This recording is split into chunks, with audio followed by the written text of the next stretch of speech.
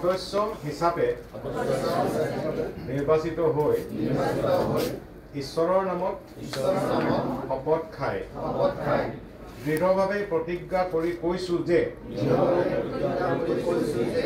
মই ভাৰতৰ সংবিধানৰ প্ৰতি বিশ্বাস আৰু আনুগত্য ৰক্ষা কৰিম।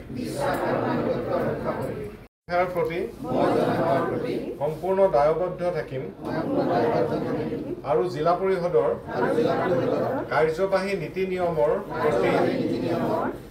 প্ৰতি কামৰূপ জিলা পৰিষদৰ অন্তৰ্গত 24টা জিলা পৰিষদ সমষ্টিৰ আজি প্ৰথম সভাখন আজি অনুষ্ঠিত হ'ল আমাৰ সংহত জিলা আয়ুক্ত কাৰ্যালয়ত।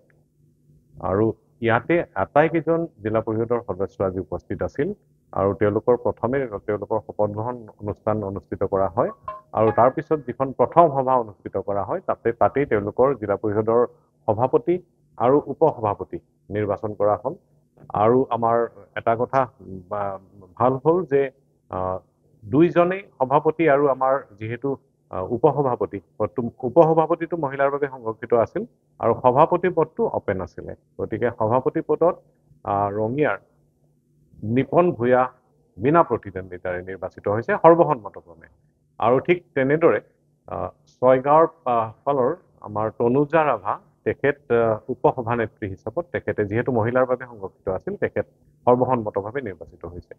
আৰু এই নিৰ্বাচন প্ৰক্ৰিয়া কৰাৰ পাছত সৰ্বসন্মতক্ৰমে যিহেতু হ'ল কৰাৰ পাছত আমাৰ সাধাৰণ সভাখন অনুষ্ঠিত কৰা হয় আৰু তাত আমি তেওঁলোকৰ কি কাৰ্য বিৱৰণী বা কেনেকুৱা তেওঁলোকে কাম হ'ব তাৰ বিষয়ে সম্যক জ্ঞান বিভিন্নজনে তাত দাঙি ধৰিলে আৰু তাৰ পাছত তেওঁলোকক আমি ইয়াৰ পৰা গোটেই জিলা পৰিষদৰ কিছু যিখিনি আমাৰ ফাংচনিং বা কেনেকৈ কাম কৰিব লাগিব এই বিষয়ে সম্যক জ্ঞান দিয়া হ'ল। আৰু আজি তাত বাদে তেওঁলোকৰ যিটো বৰ্ধিত সভা হ'ব মানে এক্সিকিউটিভ বডি আকৌ বনাব লাগিব, সেইখিনিৰ কাৰণে আমি জিলা পৰিষদৰ নিৰ্বাচিত সভাপতি নিপন ভূঞাক আমি দায়িত্ব অৰ্পণ কৰা হৈছে আৰু পৰৱৰ্তী সময়ত তেওঁলোকে আন যিটো বডি তেওঁলোকে ফৰ্ম কৰিব লাগে সদস্য সেইখিনি তেওঁলোকে নিজে নিৰ্বাচন। নমস্কাৰ, আজি আমাৰ কামৰূপ জিলা পৰিষদখন গঠন হৈ গ'ল।